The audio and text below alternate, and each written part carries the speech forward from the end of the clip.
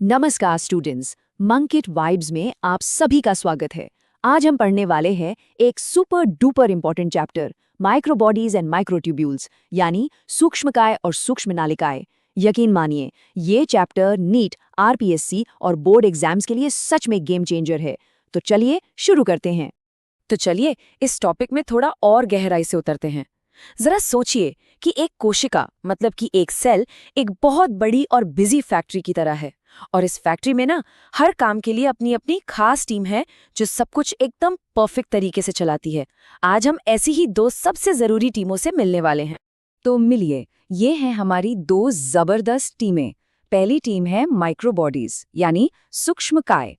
ये हैं हमारी फैक्ट्री के मेटाबॉलिक वर्कर्स, मतलब ये कोशिका के अंदर होने वाले सारे केमिकल रिएक्शंस जिसे हम चयापचय कहते हैं उसे संभालते हैं। और दूसरी टीम है माइक्रोट्यूब्यूल्स यानी सूक्ष्म नालिकाएं। ये हैं सेल के स्ट्रक्चरल इंजीनियर्स जो कोशिका को उसका पूरा ढांचा और सपोर्ट देते हैं। तो चलो सबसे पहले अपनी फैक्ट्री के पहले डिपार्टमेंट में चलते हैं, माइक्रोबॉडीज, जो हमारे सेल के केमिकल प्रोसेसिंग एक्सपर्ट्स हैं। अच्छा, तो ये माइक्रोबॉडीज या सूक्ष्मकाय आखिर हैं क्या? देखिए, ये सिंगल मेम्ब्रेन मतलब एकल झिल्ली वाली छोटी छोटी थैलियों जैसी होती हैं जो एंडोप्लाज्मिक रेटिकुलम से टूटकर बनती हैं। हम इनके 3 मेन टाइप्स को समझेंगे, स्फेरोसोम्स, पेरोक्सिसोम्स और ग्लायोक्सिसोम्स। सबसे पहले बात करते हैं स्फेरोसोम्स की, जिन्हें हम स्फेरोसोम भी कहते हैं। इनको हम प्लांट सेल का फैट स्टोरेज और सप्लाई यूनिट कह सकते हैं, मतलब एक ऐसा गोदाम जहां सारा फैट जमा होता है। और हाँ, इनकी खोज डेंजर्ड और पर्नर ने की थी। ये नाम जरूर याद रखिएगा, एग्जाम में आ सकता है। अब ये बात बहुत जरूरी है, ध्यान से सुनिए। स्फेरोसोम सिर्फ और सिर्फ प्लांट सेल्स में ही मिलते हैं, खासतौर पर मूंगफली और सरसों जैसे तेल वाले बीजों में। इनका मेन काम है फैट को जमा करना, उसे यहाँ वहाँ भेजना और बनाना। ये पॉइंट तो एकदम गांठ बांध लीजिए, ये एनिमल सेल्स में बिल्कुल नहीं होते। अब आते हैं दूसरे टाइप पर, पेरोक्सिसोम्स यानी परऑक्सीसोम। ये तो समझ लीजिए कि सेल के डिटॉक्स सेंटर हैं जो खतरनाक केमिकल कचरे को साफ करने का काम करते हैं। इनकी खोज की थी देदूब ने और इनका काम है सेल को जहरीले केमिकल्स से बचाना। पेरोक्सिसोम के 2 सबसे जबरदस्त काम हैं। पहला है फोटो रेस्पिरेशन यानी प्रकाशीय श्वसन, जिसमें ये क्लोरोप्लास्ट और माइटोकॉन्ड्रिया के साथ मिलकर काम करते हैं। और दूसरा जो कि और भी ज्यादा जरूरी काम है वो है खतरनाक हाइड्रोजन पेरोक्साइड यानी H2O2 को न्यूट्रलाइज करना। इसके लिए इनके पास एक सुपर एंजाइम होता है कैटलेज, जो इस जहरीले H2O2 को हार्मलेस पानी और ऑक्सीजन में तोड़ देता है। कमाल है ना? और हमारी तीसरी और आखिरी टीम है ग्लायोक्सिसोम्स यानी ग्लायोक्सिसोम। इनको एनर्जी कन्वर्जन यूनिट भी कह सकते हैं और इनकी खोज की थी बीवर्स ने। इनका काम ना बहुत ही स्पेशल है।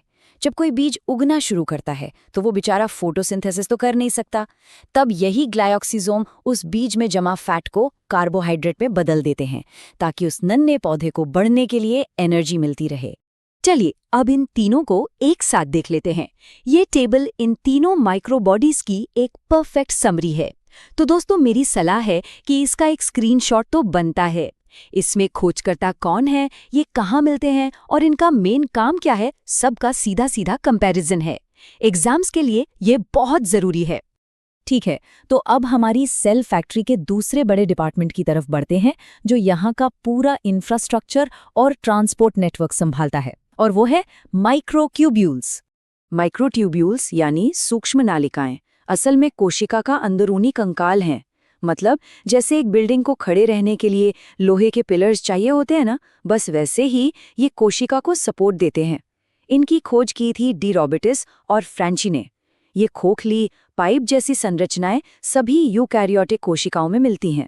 इनकी बनावट भी बड़ी इंटरेस्टिंग है। देखिए, ये बने होते हैं 2 खास प्रोटीन से, अल्फा और बीटा ट्यूबुलिन। ये दोनों प्रोटीन यूनिट्स आपस में जुड़कर एक खोखली गोल पाइप जैसी चीज बनाती हैं, जिसमें 13 धागे या प्रोटोफिलामेंट्स होते हैं।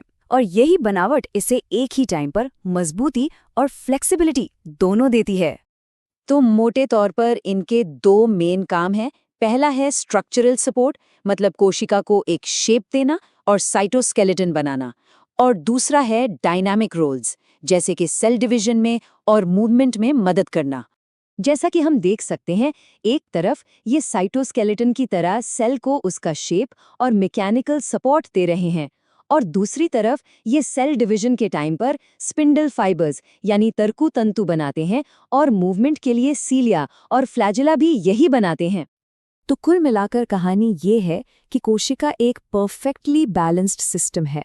हमारी केमिकल प्रोसेसिंग टीम यानी माइक्रोबॉडीज हमारी स्ट्रक्चरल टीम यानी माइक्रोट्यूब्यूल्स के बिना काम ही नहीं कर सकती।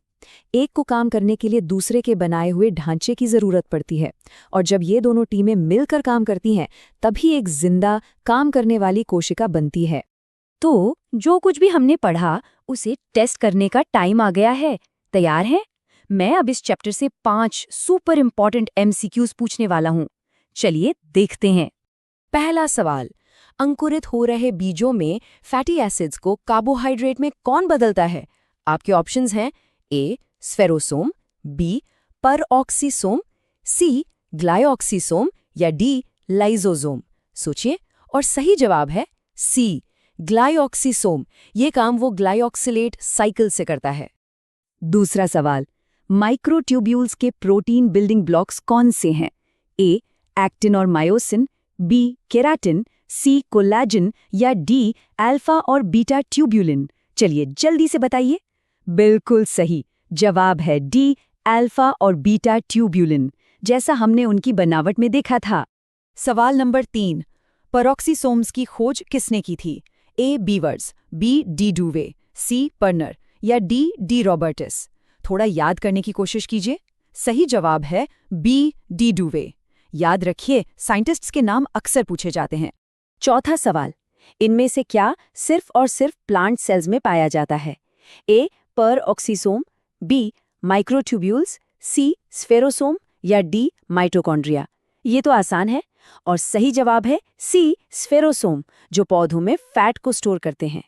और ये रहा आखिरी सवाल, सेल डिवीजन के दौरान माइटोटिक स्पिंडल कौन बनाता है? A microbodies, B endoplasmic reticulum, C microtubules या D ग्लाइऑक्सीसोम। सोचिए, इसका सही जवाब है C माइक्रोट्यूब्यूल्स। ये उनके डायनामिक कामों का सबसे अच्छा एग्जाम्पल है। तो दोस्तों, अगर ये सेशन पसंद आया हो तो इसे एक बड़ा सा लाइक दीजिए, अपने सारे दोस्तों के साथ शेयर कीजिए, और हाँ, मंकित वाइब्स चैनल को सब्सक्राइब करना तो बिल्कुल मत भूलिएगा। बेल आइकॉन भी दबा दीजिए ताकि हर इंपॉर्टेंट चैप्टर पर ऐसा कोई भी शानदार सेशन आपसे मिस ना हो।